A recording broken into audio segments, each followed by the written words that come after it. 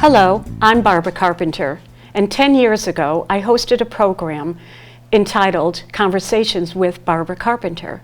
It was a way to get the message out about our town, what's happening with our departments, and getting the message out to everybody. Well, anyway, 10 years, a lot has changed, so we've decided to rebrand the show. We have a new name around the town and a co-host, John Sablone, who has an impeccable reputation working as a TV journalist with channels 30 and 3. And so today we are going to have our first interview with Rick Ledwith. Now let me tell you something about Rick. When we met with him, he kept talking about team. And it occurred to me that every good team needs a good quarterback. And that's exactly what Rick is. He listens to the coach, which would be the town council, but then Rick takes the ball and he knows where to distribute it among his leaders. So what we want to know, we're going to start with this question. How did they recruit you? Thank you, Barbara. And good to see you, John. It's good to be here with both of you this evening. And I have, just to go a little bit of my background, I've been working for the town since 2001. So back then I started in human resources and worked for our town manager at the time was Barry Feldman. So worked very closely with Barry and his leadership team at the time. And I'd say about 5-6 years later, and working with Barry and then our finance director at the time, Jim Francis, and Barry was set to retire. Jim was transitioning in to become town manager. And Jim and at the time, David Sklarz, our superintendent of schools, had asked me if I'd be willing to head up the human resources department for both the town and the school district, which was something unique. It's a format you don't see much around the state of Connecticut, where you have cross management within the school district and the town. So that's a role I took on back in 2007.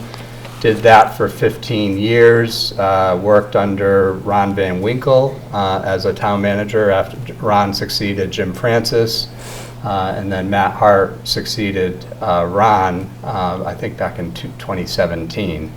And Matt had an opportunity back in 2022 to head up our CROG, which is a Capital Region Council of Government organization here in Hartford County. And the mayor had approached me at that point and asked me if I'd be willing to serve as the acting town manager, which I had agreed to. I worked very closely with the council in my role as the human resources director with the Board of Education as well.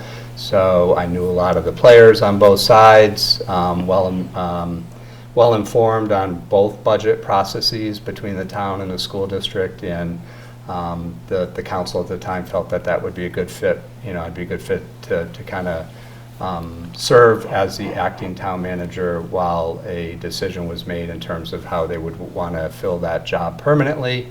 And I was the acting town manager for about 6 months or so, and worked well together with the council, worked well with our department directors, and the council at the time decided to appoint me permanently in June of 22. So I've been working as the permanent town manager since that time period. So it's been about 18 months in total, and I have to say it's been a very rewarding, challenging role, but something I love to do and love working with the community and with the various stakeholders that we engage with every day to provide just a phenomenal service to our community here in West Hartford and our 64,000 residents. So you are now the quarterback.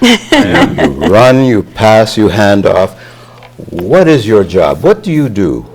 So we, here in West Hartford, we have a council manager form of government, which, to give you a little bit of a history lesson from that perspective, we are the first community in Connecticut that adopted the council manager form of government back in 1919.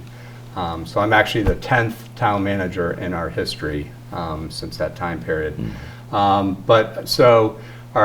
Essentially, you can look at the town council as a board of directors, and our mayor is the chairman of the board, and I'm acting in the CEO capacity, so the town council sets policy, and my job is to ensure that we're delivering that policy and delivering the various services that we do to our community. So that's an easy way of looking at that job, or easy way to describe what I do. But for example, over the last year or so, that our council had, we received about $25 million in American Rescue Plan Act funds from the federal government as a result of COVID. And we've used those funds in really tremendous ways to benefit our community. About a year ago, our council decided, from a policy perspective, we're going to set aside $6 million for affordable housing. So almost a quarter of our American Rescue Plan Act funds were set aside for affordable housing. My job was to take that policy, work with our team, develop a program, and roll that program out to the community to develop and increase the number of affordable units that we have available here in the town of West Hartford, just as a small example.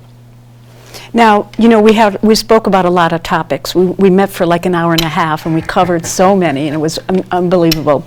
But, you know, in the time, what is it you want to discuss? What is a priority for you as town manager right now? So everything is a priority, right? It's, you know, ensuring, you know, quality of life for our residents here in town. And another example of a policy that our council implemented that we are now tasked with bringing to our community is a concept, and I think we talked a little bit about this before, is Vision Zero. So we want our streets to be safe for all users. So that's pedestrians, that's bicyclists, that's folks traveling in automobiles. In 2022, we had an exceptionally dangerous year on our streets where 6 individuals, as a result of traffic accidents, were killed on our streets. So in June of 2022, right here at Unity Green, we had an individual who was struck and killed by a car, pedestrian. And then in December, the week before Christmas, we had a woman on Boulevard who was crossing the street, going to do her shopping around 5 o'clock at night, and was struck and killed by a car. That car took off. We still haven't found the driver of that car. And 2 nights later, we had an individual on the other side of town, landscaper, who was helping his partner back his truck out of the driveway, and that individual was struck and killed by a driver that evening. So, and then on Christmas morning, about 10:07 in the morning, we had a head-on collision on Simsbury Road where 3 individuals lost their lives on our street. So, and I'll never forget that day, our mayor calling, it was Christmas Day, and we're talking on the phone, and she's this, you know, said this has to end. We have to do something to make our streets safer. She had mentioned the word Vision Zero. I, you know, had vaguely heard that term, but didn't know much about it. And, you know, within a couple of weeks, we were, the council had adopted a resolution implementing Vision Zero. My job was to work with our team to develop a Vision Zero task force, which is comprised of members of our community as well as staff members, and we've been working hard ever since in developing an action plan that essentially will eliminate all traffic-related deaths and serious injuries within 10 years. And just this past Monday evening, our task force met. We have the skeleton of an action plan right now, and we will, over the next 2 months, finalize that action plan and deliver that to our community. And that it will be a 10-year plan to get to Vision Zero, but every year we will be tasked to improve engineering, street design around town, educating our community about Vision Zero, about keeping our streets safe, and certainly enforcement as well. We'll be looking at Connecticut legislation adopted forms of Vision Zero this past session.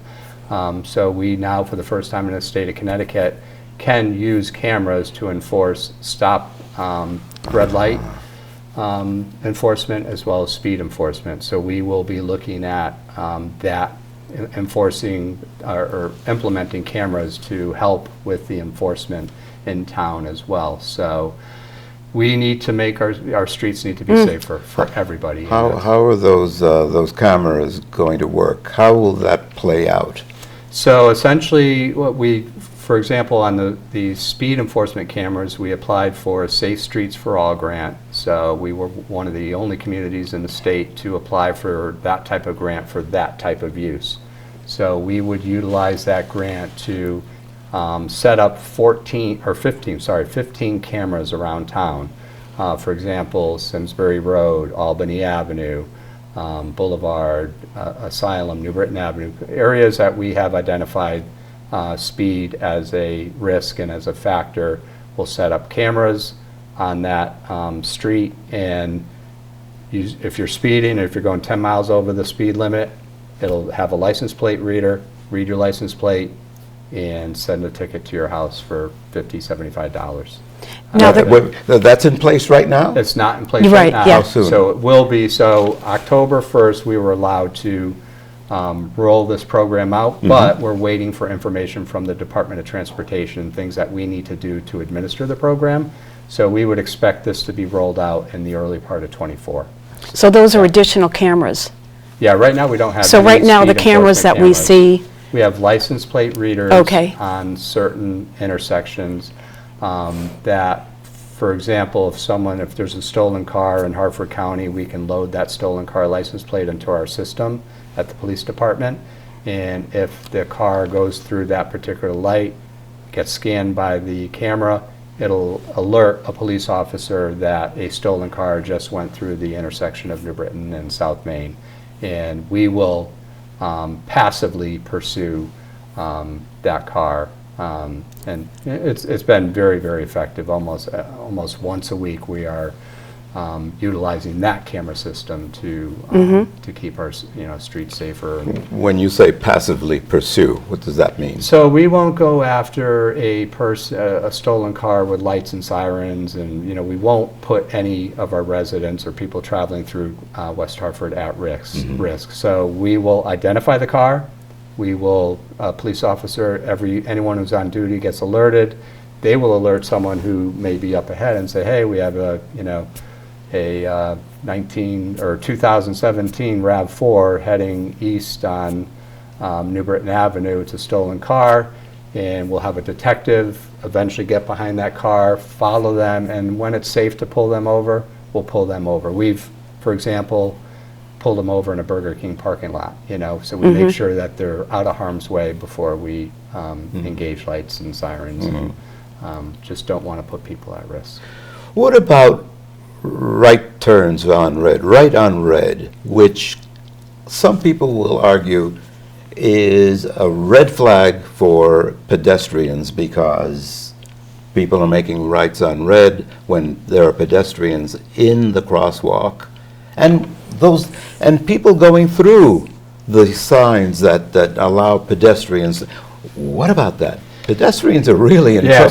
So there's two parts to that question, John. It's a great question. So for right on red where it's not legal, we'll have cameras set up, a red light camera, and it would do the same thing as I discussed about the speed enforcement camera. So hit the license plate number and send them a ticket automatically. What we will do through Vision Zero is look at the potential redesign of our right turn on reds in town. So that'll be something that will be taken up through Vision Zero. I'm in agreement with you. I don't, I think they can add to risk on our streets. I think our streets would be safer without that ability to take that right on red. Because you hit the red light, you can take the right. You're not necessarily looking around to see if there's a pedestrian or a biker there. So that'll be something that we will address through the Vision Zero action plan. Good. the next area I think that people in the community are very interested in knowing about is the development. People are like, what's going up right now, what's current, what's almost completion, so if you could address development. Yeah, I could probably talk for the next hour about development. there's absolutely so We'll give you much 7 development. minutes. How's that? There's a lot of development going in on town, and there's a tremendous demand for development. There's a tremendous demand for multifamily housing. We all, living in town, we see what's happening with our real estate market. It's not unique just to West Hartford. We're seeing it around the state and around the country.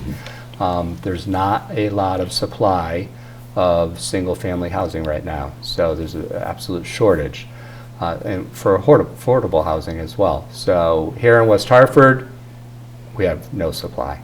So you see a house that comes up on the market, it is going well above asking price, no inspections, all cash deals, and this is October of 2023 with the interest rates where they are, and it has not changed. It's even hotter than it was 3 or 4 months ago. Mm-hmm. So there's just pent-up demand for multifamily housing, and a lot different parts of the country are seeing this as well. So we are, and West Hartford is a very desirable community for folks to want to invest in because of everything that we offer, from our school district to our amenities that we offer to what we have in the center and Blueback Square, the vibrancy and the opportunity. So just no shortage of interest from developers to wanting to be in West Hartford and to develop. And we have development occurring in literally every corner of town. So you can go down into Britton Avenue, you have the Berkshire residence. Head east towards Hartford, you have what's happening with the old Puritan, the Elmwood Lofts project there, and that's 150 units there. You head down to Britton Avenue, we have another development being proposed. We have the 2 West Hartford Housing Authority projects on New Park Avenue that are done and rented, and then diagonally across the street we have another development proposed there. You keep coming north through town, you have One Park on the corner of Park Road and Prospect, a 295 unit development, getting very close to being completely opened. And that we worked on that project for years, and we had Marty Kenny, a developer who unfortunately just passed away last month, but Marty's company was instrumental in working with us and bringing that project to fruition. And then you head into the center and you have 950 Trout Brook, about 200 units there. You have 900 Farmington Avenue, the old West Hartford Inn, 40 units there, completely affordable. 900 Farmington Avenue will be 100% affordable units, and real affordable, not just workforce housing at 80% average median income. You're looking at 60%, 50%, 30%. True affordability right in the center of town. Something that we're very proud of, and as a result of our council's policy in establishing that affordable housing development program, that is a product of that affordable housing program. Then we have the Byline, which is right across the street as you're heading west on Farmington Avenue, another 40 units there. You come into the center, you have the Arapahoe LaSalle project that was approved last year. So right next to Webster Bank, you have that parking lot. We have an apartment building that's going there, 25 units, 4 of which will be affordable. And then a condominium building right behind the Webster Bank and the Union Kitchen plaza there, and that'll have 54 condominium units. Why so many apartments? The demand, absolute demand. Yeah. So we are looking at adding upwards of 1,500 plus units over projects that have been already approved and projects that are coming down the pipeline, like a Yukon that we can talk about in a moment. So just the demand is there, and the developers, they want to invest in what, you're talking hundreds of millions of dollars of investment from these developers in this town because of what we offer. No, you brought up something very interesting about how it attracts young professionals, because they don't need cars, they're on the bus line, they have grocery stores, and hopefully as they invest in West Hartford or they move in, then they'll stay here in the community and begin to build on the community also. And that's exactly what we want. That's what you were, Glad to bring that up. our vision, our council's vision is seeing these, perhaps young professionals, but also folks that could be looking to downsize. All their kids are out of their house, and maybe they want to downsize and live in something smaller. That's an opportunity for them as well. But having those folks come into West Hartford, move to West Hartford, Right. love what we all love about West Hartford, and want to stay here, want to raise a family here, and when a house becomes available, then they can purchase a house here. That goes to our affordable housing program as well. We want to offer opportunity for folks to live here who may not necessarily be able to afford to live here. And this affordable housing program gives them that opportunity, gives them access to outstanding schools, 900 Farmington, which I mentioned. It gives them access to the center, Blueback Square, the library, our schools, public transportation, Trout Brook Trail, which, you get on Trout Brook Trail, you can get from one end of town all the way to the other end of town. The demand is there, and it's really exciting to see and be a part of and see this growth happen. I mean, we're at 64,000 residents now. We'll be at 65, 66,000 residents when all is said and done. Is there a formula at play when it comes to affordable housing? What is that? That's a great question too, John. So, and actually the state, we talked about it this morning in our Community Planning and Economic Development Committee meeting, which is a council subcommittee meeting. But there's a state statute that requires every municipality in the state to develop an affordable housing program and update that program every 5 years. And part of that program has to be how are you as a community going to get to 10% affordable units? Right now we're at 7.4% of our units are affordable. We are going in the right direction. We don't look at that 10% number as a goal for us. We just want to keep adding affordable units year over year, and at some point get past that 10%. That's a goal of our councils. That's a goal of ours. How do you get past the NIMBY effect, not in my backyard? I think that's what we talk about, and we live here in West Hartford.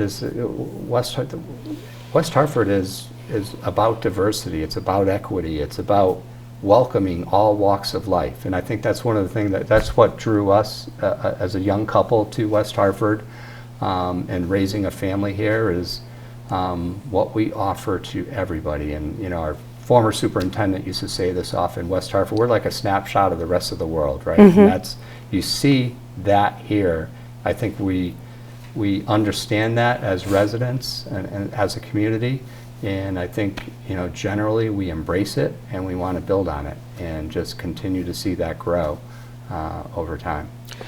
West Hartford enjoys the reputation for being an affluent community, but we all know that there are those who are less fortunate that need help.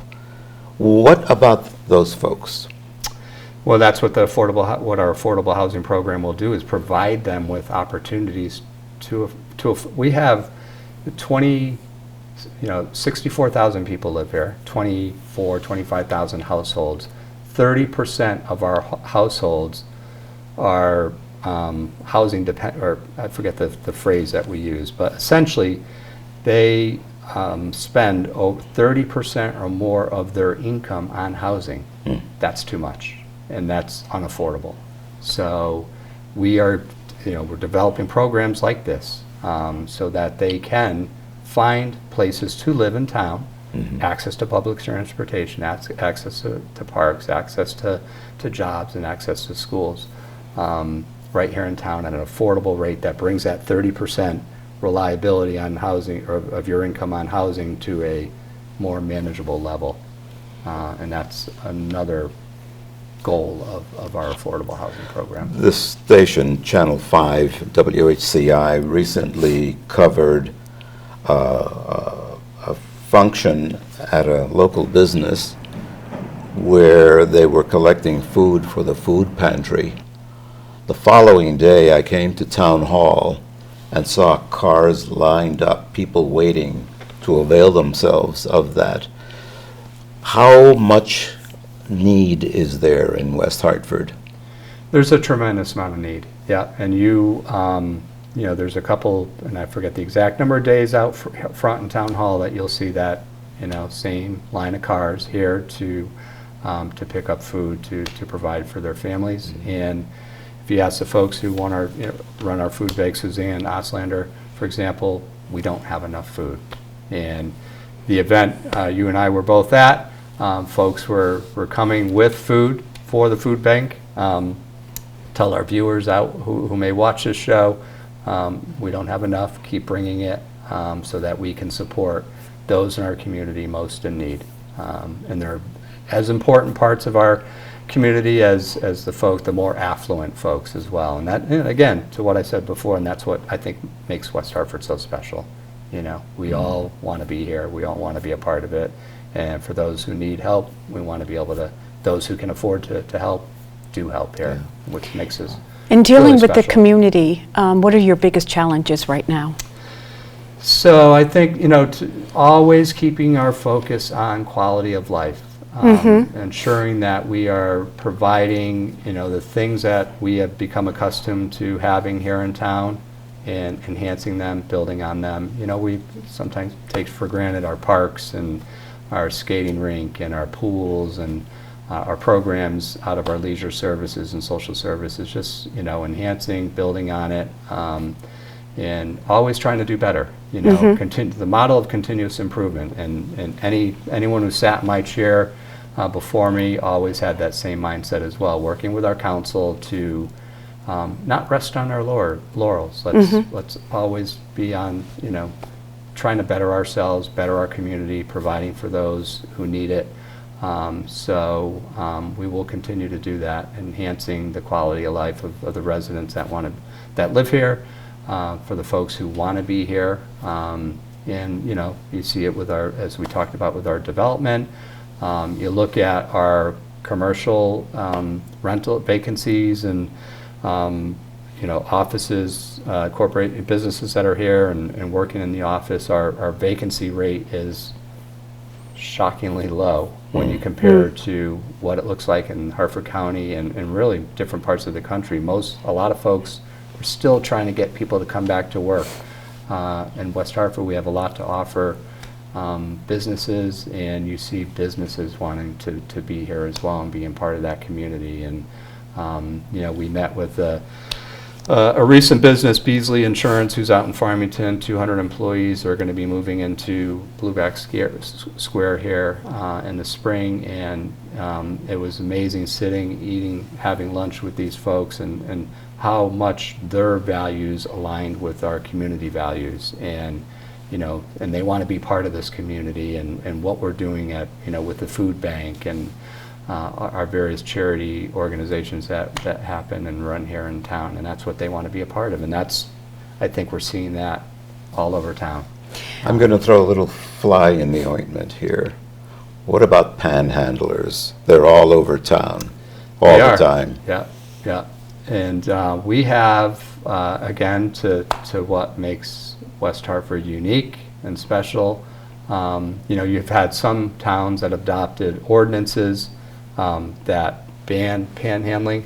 For one, we're not sure those are entirely legal, but from our perspective, we're going to work with those folks and try to help give them the support they need to not have to be on the street and ask for food. So we have a social worker who's dedicated to our police department, and the folks you see and that I see, we know who they are. We know their names. You know, we talk to them. We as much as we possibly can to offer that support and get them the help they need. You know, we have folks here in the center that we all see, you know, right at the Unity Green, where we had the tragic accident in June of '22. And then we have someone who sits across the street at the triangle there, the little island in the middle. And every time I see those folks, I get nervous from a safety standpoint. I just don't want to see them get hurt.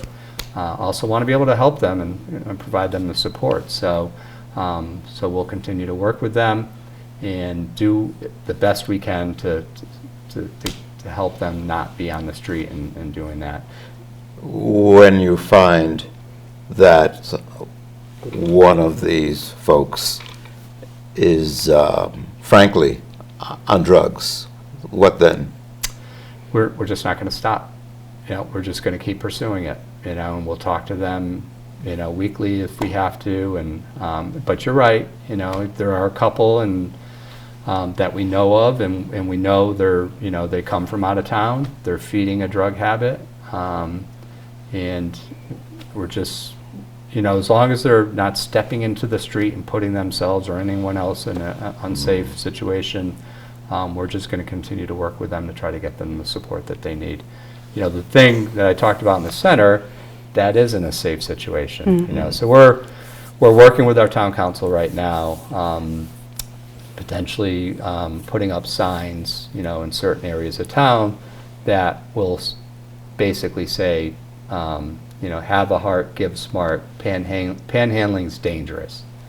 So we want to encourage them to, at least move to the other side of the street. Don't sit in the middle, be somewhere safer.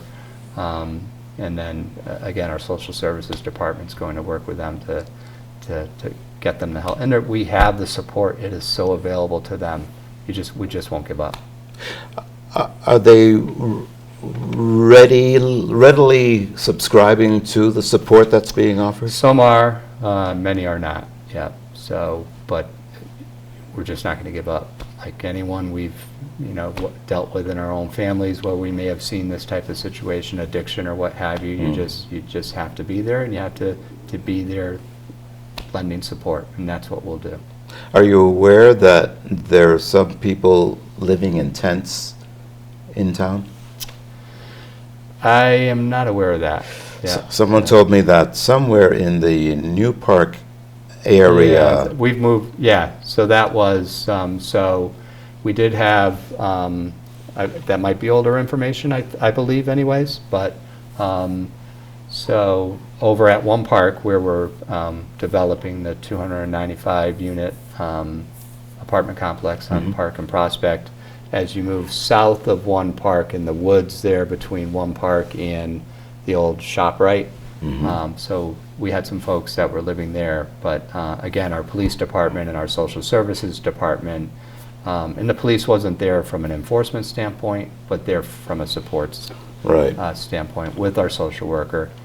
Sorry, you're not going to be able to live here, but here's some shelters that we can talk to you about, and programs that we can put you in, and I believe those folks are no longer there unless they've moved back, but that would be news. That could be new checked news out. to me.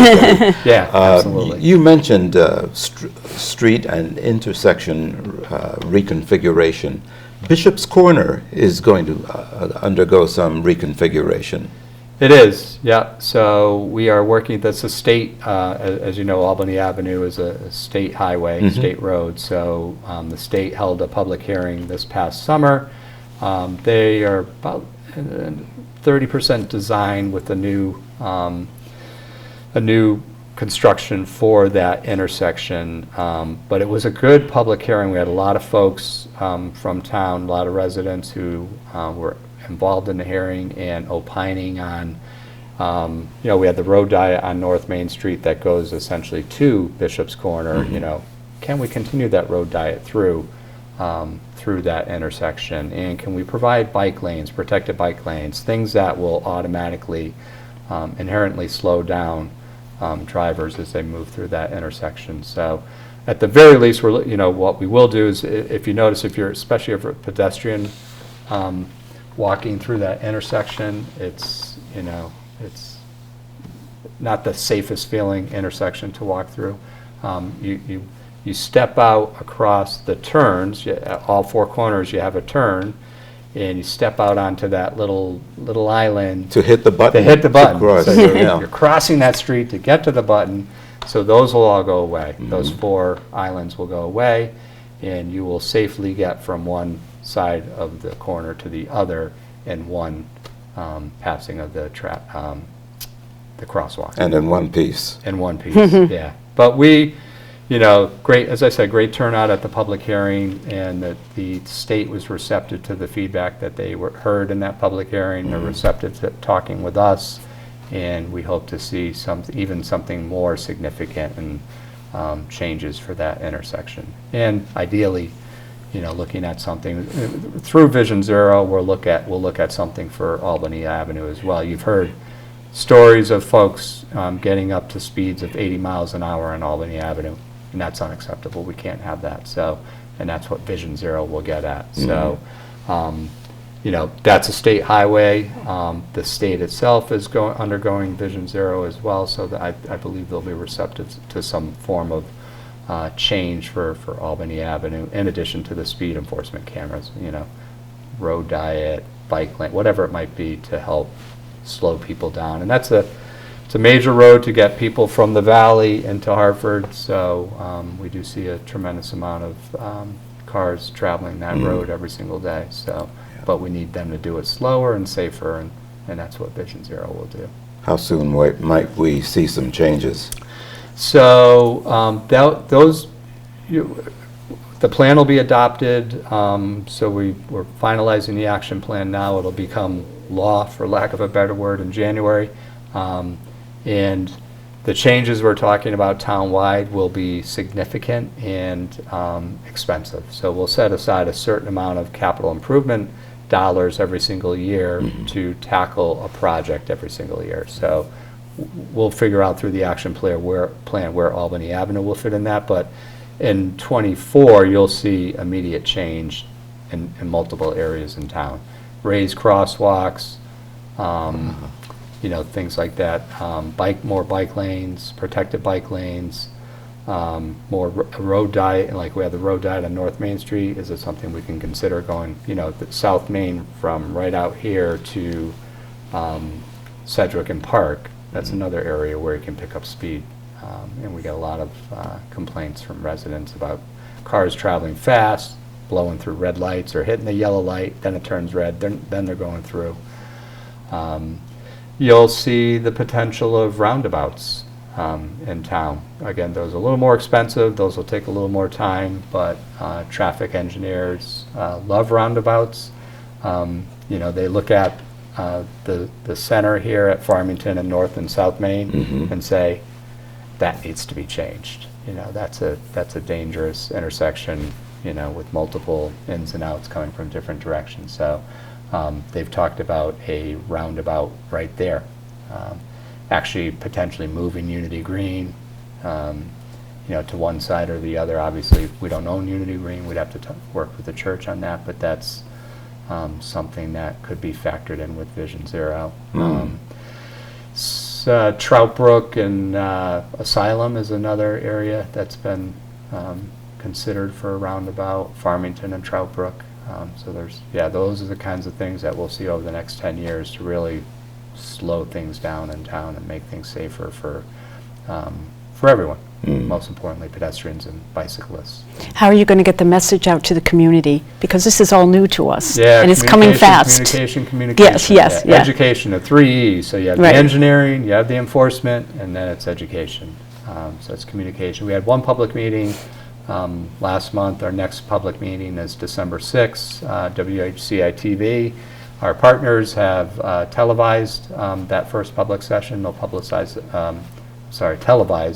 the first one, they'll televise the second one, and we'll get it out through those channels as well. So we did a survey last month as well, so we got a lot of feedback. I don't know if you folks had a chance to see that survey, but we had an interactive map of every street, corner in town, crosswalk, you name it, and residents had the opportunity to interactively go onto the map and identify problem areas in town.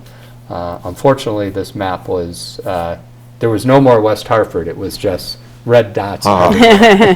So we have our work cut out for us. But, as I said, our policy makers, our town council, our mayor have made that a priority. And we as a team here at Town Hall will ensure that it happens. You've uttered the phrase quality of life a few times. That's really big in your book, isn't it? part It of your is. dream Yeah, for it West is. Hartford. It is. It's our dream. You know, it's as the quarterback, I'll make sure that we continue to focus on that quality of life. But I have 9 individuals who talk to me about quality of life every single day. So our policymakers push it, and I make sure I work with our team, who's so dedicated and so committed, as equally as committed and dedicated as I am, if not more, to what we do here in town. So just a tremendous team to work with, and we have 450 employees, another 1,600 on the board side, school side, who care about what they do here, committed to what they're doing here, and that makes my job pretty easy. Barbara, I think it's time to say goodbye. Oh, it's so wonderful meeting with both of you. But we're going to have one more question for you. If you had one message that you want to give to the residents of West Hartford, what would you say? I would appreciate it if you would, as we work together, just one small. So our residents are not shy, you know, so when there are issues, if there are things that we need to improve upon, they let us know. So never stop doing that, and that's what drives our council. That drives us, and it helps us make good decisions for improving the quality of life for all 64,000 residents in town. So keep that line of communication open, and we change. What's your phone number? Can we always- put it on the screen? I have an open door. People can come, but you know, we change. We absolutely change. You know, and I've lived here since 1997. You think about where we were then. I know. We didn't rest on our laurels. It was a great place then, right? It really was. But It's always been a great we're place. just going to work hard to always make it better. West Hartford got its name back in 1806. Before that, well, it started out as essentially a farming territory. It did. How is it that the town, this territory, has flown through the stratosphere of development so well? I think it's been leadership. You know, really. I mean, it's in 1854 was our first town meeting. You know, Barbara Carpenter, when I got this job, the town council tapped me on the shoulder to take on this role, Barbara dropped off a book for me, which was a history of West Hartford, and I read the book, and it was really a neat book, and it's about our transformation from way back then, you know, 1700s, 1800s, and where we are today, and we've always continuously had a group of leaders, town councilors, and town managers and directors, and who we've had a common goal over that time to, like I said, always, you know, not rest on our laurels, but hey, let's improve, continuous improvement. What can we do better? How can we make our community better?